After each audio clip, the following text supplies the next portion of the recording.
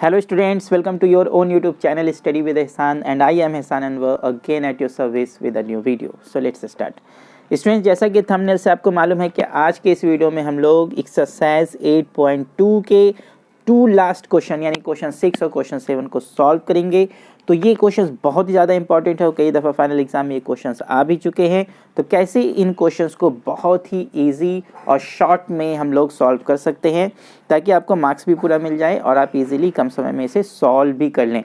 तो कैसे करते हैं चलिए देखते हैं आज के इस वीडियो में। लेकिन उससे पहले एक छोटी सी रिक्वेस्ट, अगर आप चैनल पर नए हैं और चैनल को सब्सक्राइब नहीं किया है तो चैनल को सब्सक्राइब कर दें और बेल आइकन को भी प्रेस कर दें ताकि इस तरह की सारी यूज़फुल वीडियो आप तक पहुंचती रहे। तो चलिए शुरू करते हैं स्टूडेंट्स। आप देख सकते हैं exercise 8.2 question number 6, show that the line segments joining the midpoints of the opposite sides of a quadrilateral bisect each other। yes, किसी भी quadrilateral के opposite side का मिड पॉइंट्स जब हम ज्वाइन करेंगे तो वो एक दूसरे को आपस में बाइसेक्ट करता है। तो बाइसेक्ट का मीनिंग क्या होता है? Dividing into 2 equal parts, 2 equal part में डिवाइड कर रहा है यानी कि बाइसेक्ट कर रहा है। तो आप देख सकते हैं यहाँ पर कि ABCD आपका एक क्वाड्रिलेटरल मैंने यहाँ पर ड्रॉ किया है। तो यहाँ पे हम लोग लिख लेंगे late ABCD be the quadrilateral, ABCD be the quadrilateral। तो ये ABCD आप देख रहे हैं फिगर में, ABCD आपका क्वाड्रिलेटरल हो गया। फिर हम लोग ले लेंगे कि AB का मिड पॉइंट चलिए ले लेते हैं, ये P है। BC का मिड पॉइंट हम लोग ले लेते हैं, Q है। और CD का मिड पॉइंट आप ले लीजिए R एंड AD का मिड पॉइंट आपका S है। तो फिर से लिखेंगे if P Q R S are the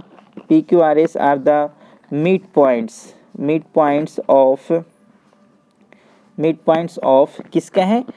PQRS are the midpoints of AB BC CD and DA। तो क्या लिख देंगे? midpoints of AB BC CD and DA respectively. ये हो गया, ये हमने कंसीडर कर लिया। ओके, तो इफ़ ये सारे मिड पॉइंट्स हैं तो अब हम लोग क्या करेंगे? ये बोल रहा है शो डैट, हमें प्रूफ क्या करना है? The line segment joining the mid points of opposite sides. वो लाइन सेगमेंट जो अपोजिट साइड्स के मिड पॉइंट्स को ज्वाइन करने पे हमें मिलेगा वो आपस में एक दूसरे को बाइसेक्ट कर रहा होगा, ये हमें प्रूफ करना है। तो चलिए इसे ज्वाइन कर लेते हैं। तो हमने ज्वाइन कर लिया, इसे SQ को हमने ज्वाइन कर लिया और यहाँ RS को भी हमने ज्वाइन कर लिया। ठीक है, RS को भी ज्वाइन कर लिया। हमें प्रूफ करना है कि ये SQ और RP एक दूसरे को बाइसेक्ट कर रहा है और ये इंटरसेक्टिंग पॉइंट को चलिए अभी हम लोग O ले लेते हैं। तो क्या लिखेंगे? ज्वाइन। अब ज्वाइन कर देना है हमें PR, इस PR को ज्वाइन कर दिया एंड SQ PR और SQ को हमने ज्वाइन कर लिया। ठीक है, इफ़ और फिर इस पॉइंट को हमने O लिख लिया। अब इसके लिए भी कुछ लिखने की ज़रूरत नहीं है कि ये O आपका इंटरसेक्टिंग पॉइंट है। और आप चाहे तो एक लाइन लिख सकते हैं कि PR and SQ intersects each other at point O। अब हमें प्रूफ करना है कि ये O पॉइंट जो है ये PR और SQ को बाइसेक्ट कर रहा है यानी कि OP equal to OR and OS equal to OQ, ये आपको प्रूफ करना है। तो कैसे करते हैं स्टूडेंट्स? चलिए पहले हम लोग एक कंस्ट्रक्शन ले लेते हैं। कंस्ट्रक्शन, तो कंस्ट्रक्शन में आप क्या कीजिएगा? ज्वाइन AC को हम लोग क्या करेंगे? ज्वाइन कर लेते हैं। ये AC आपने ज्वाइन कर लिया, ठीक है। और यहाँ आपको SR भी ज्वाइन कर देते हैं और SP को, और फिर इस तरह RQ और ये PQ, ये हम ज्वाइन कर लेते हैं। ठीक है, तो यहाँ क्या लिखेंगे? Join AC and SR SQ PQ and PS, ये हो गया। ये सारा ज्वाइन कंस्ट्रक्शन आपका कंप्लीट हो गया। अब हम लोग क्या देखेंगे? In triangle ADC, in triangle ADC। अब यहाँ से आपका ये प्रूफ शुरू हुआ। क्या हो जाएगा? इन ट्रायंगल ADC, ADC में अगर हम देखते हैं तो ये आपका एस आर जो है, एस आर, और या ऐसे लिखिए उससे भी और आपको इजीली एंड इफेक्टिव वे में कि ए डी सी ट्राइंगल में S is the mid point of A D and R is the mid point of D C. तो क्या लिखेंगे, S is the mid point, S is the mid point of A D, ठीक है, and R is the mid point of D C, R is the midpoint, R is the midpoint of DC। ये हो गया, R is the midpoint of DC। और mid point theorem से हमें मालूम है कि जब किसी भी ट्रायंगल में, in any triangle, if you join the mid points of two sides, then the line segment joining the midpoints of the two sides is parallel to the third side and also equal to half the length of the third side। तो हम क्या लिखेंगे, S R जो कि आपको mid points को join करने पे मिला, एस आर पैरेलल किसके, ए सी के, and S R equal to half of the third side, और यहाँ थर्ड साइड क्या है, ए सी है। और रीज़न आप यहाँ पे लिख सकते हैं by mid point theorem, by mid point theorem. ये हो गया, यहाँ पे आप बाई मिड पॉइंट थ्योरम लिख सकते हैं, ठीक है। और इसे इक्वेशन हम लोग 1 बना देंगे, यहाँ तक कोई प्रॉब्लम नहीं। सेम वर्क हम लोग करेंगे lower triangle. Now in triangle ABC, you can see in the figure, in triangle ABC में again P is the midpoint of AB and Q is the midpoint of BC। तो in triangle ABC क्या लिखेंगे, पहले तो triangle का name लिख लीजिए, triangle ABC, P is the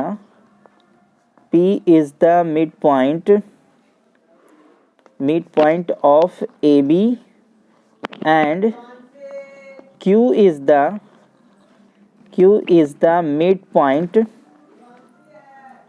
midpoint of, Q किसका midpoint है, आप देख सकते हैं Q किसका midpoint है, BC का, Q is the midpoint of BC। तो अब हम क्या लिखेंगे, therefore ये मिड पॉइंट्स इस ट्रायंगल में दो साइड AB और BC का मिड पॉइंट P और Q रेस्पेक्टिवली। तो मिड पॉइंट्स को जो लाइन सेगमेंट ज्वाइन करेगा वो line segment third side of the triangle AC के पैरेलल भी हो जाएगा और हाफ ऑफ द लेंथ के इक्वल भी हो जाएगा, ये मिड पॉइंट थ्योरम कहता है। तो देयरफॉर हम लोग क्या लिखेंगे, PQ parallel AC and PQ equal to half of AC। ये रीज़न आपका क्या हो जाएगा, by mid point theorem, by mid point theorem. ये रीज़न लिखना बहुत ज़रूरी students, by mid point theorem. अब ये इक्वेशन 2 हो गया, ये इक्वेशन 2 है। तो अब हम by equation 1 and by equation 2 आप देख सकते हैं। इक्वेशन 1 क्या कह रहा है कि एस आर ए सी के पैरेलल है, ये एस आर ए सी के पैरेलल है और एस आर ए सी के हाफ ऑफ द लेंथ के इक्वल है। फिर इक्वेशन 2 क्या कह रहा है, इक्वेशन 2 देखिए, पी क्यू पैरेलल है ए सी के, यानी कि पी क्यू पैरेलल है ए सी के और P Q half the length of A C के भी इक्वल है। तो by equation 1 and 2, by equation 1 and 2 आप क्या कह सकते हैं, बाई इक्वेशन 1 एंड 2, जब एस आर ए सी के पैरेलल है, पी क्यू भी ए सी के पैरेलल है, तो can you not say S R parallel to P Q, of course. और एस आर भी हाफ ए सी के इक्वल है, पी क्यू भी हाफ ए सी के इक्वल है, तो S R and P Q are also equal. तो by 1 and 2 what can you say कि S R parallel to P Q and S R equal to P Q. ये हो गया, कोई problem नहीं। तो अब आप देखिए कि पी क्यू आर एस, ये क्वाड्रिलेटरल में P Q and R S parallel भी हो गया और इक्वल भी हो गया। And we know in any of the quadrilateral if one pair of opposite sides are parallel and equal, then the quadrilateral is a parallelogram. तो thus PQRS is a parallelogram, You can say from here parallelogram. अब जब ये PQRS आपका parallelogram prove हो गया, then by the property of parallelogram you know that कि diagonals of a parallelogram bisect each other. Also by the property of a parallelogram,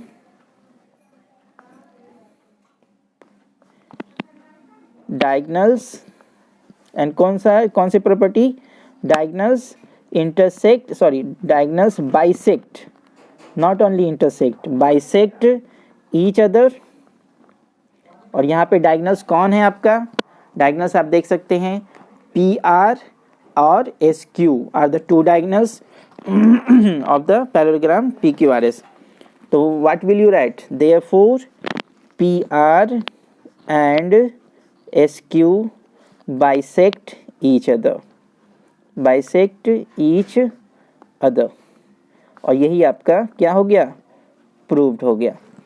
I hope आपको ये solution समझ में आ गया हो गया।